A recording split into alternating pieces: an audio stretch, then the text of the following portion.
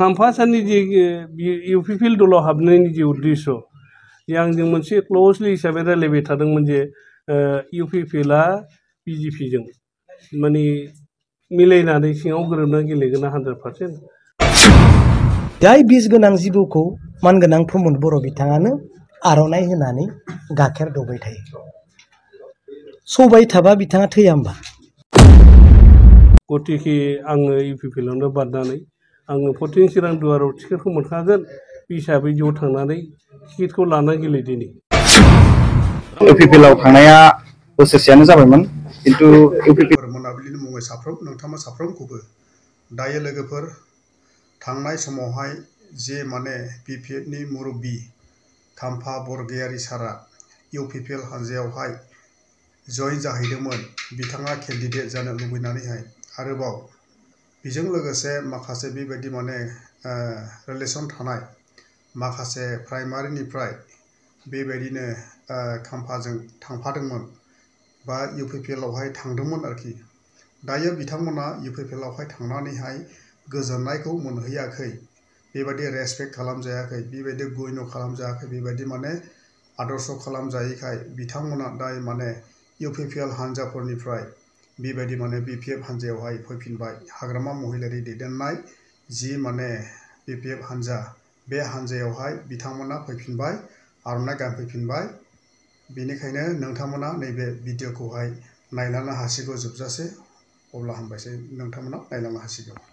इउपिपिएलआव थांनाया बोसोरसेयानो जाबायमोन किन्तु इउपिपिएलनि आदर्शआ एसेबो मोजां नङा आरो जेबो रेसपन्सिबिलिटि होआ। बिनि थाखायनो जों गोख्रों बागै इउपिपिएलनिफ्राय ओंखारबोनानै बिपिएफआवनो जों जयनिं जानानै खामानि मावनो होननानै जों ज'यैनो आवगायबोनाय जाबाय। आङो कारिगाव प्राइमारि। बे सेंग्राफोरा हाग्रामा महिलारि बिथांखौ मोजां मोननानै बिपिएफआव जयनिं जाफैदों। उद्देश्यआ बेनो प्रमद बर' बिथां दैदेननाय सरकाराव बिथांमोना थानो गोसो गैया आरो थानो हाया। बिथांमोना सरकारखौ नागारनानै मानगोनां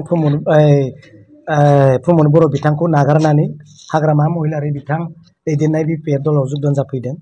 बिसोरनो जेबो थाखा फैसा बिथांमोननो नाङा, जेबो गोहो बोलो बिथांमोननो मन्त्रि एमएलए जेबो नाङा। बिथांमोनहा उद्देश्य जे बिटिसिखौ बासायनाय आरो बिपिएफनि जानानै खामानि मावनो थाखाय बिथांमोना गोसो। बेनिखायनो बिथांमोना सहिस्सा दिनै हाग्रामा महिलारिजों गोजोन खुसि जोनोम जयेन जाफैदों। बिथांमोनखौ दिनै हाग्रामा महिलारि बिथाङा बरायदों। ओरैनो गासै 19 जोन आरो मानगोनां खाम्फा बरगयारी सारजों थांनायबो दङ आरो उनाव फैबावगोन, बहुत फैगोन। दा स्टार्टिं जाबाय बेखौ बिथांमोना बुंदों आरो बहुत हाजार इउथफ्रा जयेन जागोन। बिथांमोनखौ जों बिथांमोननि खुगानिफ्राय मिथिनो मोननाय जादों। आं मानगोनां प्रमद बर' बिथांनि बुंनायखौ नुदों। आं बिथांखौ राया, सोंखारिया, गाज्रि राव दं, आं बुंनो गोसो गैया। नाथाय आङो बुङो जे बिथाङा प्रमद बर' बिथांखौ मासे बिस गोनां जिबौआ बिथांनि खर'आव आरो बिथांनि बिखायाव सौबाय थायो। दिबे जाय बिस गोनां जिबौखौ मानगोनां प्रमद बर' बिथाङानो आर'नाइ होनानै गाइखेर दौबाय थायो। सौबाय थाबा बिथाङा थैया होमबा? बिस गोनां जिबौखौनो बिथाङा फियो, गाइखेर होयो, आर'नाइ गानहोयो आरो बे बिस गोनां जिबौनिफ्राय सौजानायखौ बासायनो थाखायसो आं प्रमद बर' बिथांखौ बुंगासिनो दङ, नङा होमबा? बुजिखाबाय दा? बिथाङा बुंदों जे प्रमद बर' बिथांखौ आंखौ रायबाय थानानै जाथिया जेबो माबा जाया होनना बुंदों, बासायजाया, नङा होमबा? सेकुट नङा होनना बुंदों। बिथाङा थिगखौनो बुंदों। बिथांखौ जेसेबां बुंब्लाबो जेबोआनो जाया। मानो?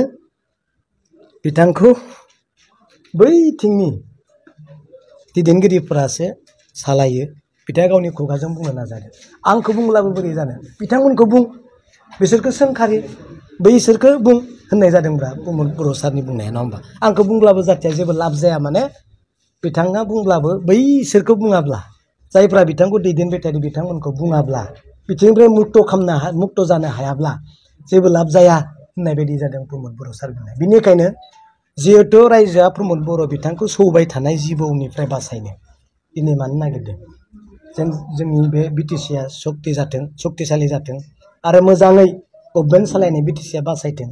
बिथांनि सौजाबाय थानायखौ नुनानै सौनो हायै जिबौ फिथिगुमा सौनो हायै आर'नाइ होनानै बरायै गाखेर होयै मानसै जों बे बिटिसिखौ बासायनो थाखाय जोङो नागिरदों बेनि थाखाय मानगोनां प्रमद बर' बिथांखौ अननायजोंसो जों बुंबाय थादों जे नोंथाङा सिन्था खालामनानै गभर्नमेन्टखौ सालाय बेखौनो आं बुंदों आरो गुबुन दसे नांगौ रायनांगौ गुबुन खोथा गैया थेंक इउ मिडिया नोंथांमोननिसिम गोजोननाय जासिहरबाय ओरैनोथ' आङो बिपिएफनिफ्राय इउपिपिएलआव थांनो गोसो गैयामोन आरो आंहा मोनसे बै एमपि इलेक्सन समाव खाम्फासारजों खोब रिलेसन गोनां खामानि मावदोंमोन बेनिफ्राय माखासे एसे लाइबिलिटिसफोरबो दंमोन दा बेफोरखौ बोरै सुस्रांनो हायो बेखौ साननानै आं थांदोंमोन खिन्थु जि नुदों जेबो रिफान्डेबोल जायाखै दा ओंखायनो आं दुखु मोनबाय ओरैनोथ' बोथोराबो गरम जाखाबाय आरो बोथोर गरमजों लोगोसे आङो जेबो एक्टिभिटिस खामानि मावाखै खाम्फासारजों थांफानानै ओमफ्राय हाला आङो गांनै गस्ला बोरै गानबावनो हाला खुफिननो आं बेखौ सानदोंमोन दा बिदि साननानै दिनै मोनसे खाबु लानानै जोंहा बिक्रम फंबाय आरो जोंनि ब्लकनि नेताफोरखौ लानानै रायज्लायनानै दिनै गांसे गस्लाखौ आं खुफिनबाय बिपिएफनि गस्लाया दिनै गस्लायैनो दङ बिपिएफखौ आं बजबफिनबाय आरो एक्टिभ हिसाबै आं खामानि मावगोन बिपिएफआव एक्सुवेलि फैगोन आंजों जिखिनि कन्टेक्टआव दङ उइथ नेम हिसाबै आङो दिनै बुंथ'ला उइथ नेम हिसाबै जुदि बुङो गाबोन माबा मोनसे सोरनावबा हाबफैनो हागौ बिनि थाखायनो आं बुङा बेजों जिखिनि जइनिं जादों मथा मथि 5% थाबोगोन बाखिथ' बहुद मानसिफ्रा आरो फैदेरबावगोनसो आंहा आसा दं आरो बेथ' ओरैनो भुवा स्टाइलसो आं नुबाय थादों एक्सुवेलि गोसो मोजांजों फैयाखै हयथ' माबा मोनसे लुजाबायदों खोमा आं बुंनो हाया एक्सुवेलि बिथांमोनाबो रिटार्न जागोन आं नुहुरदों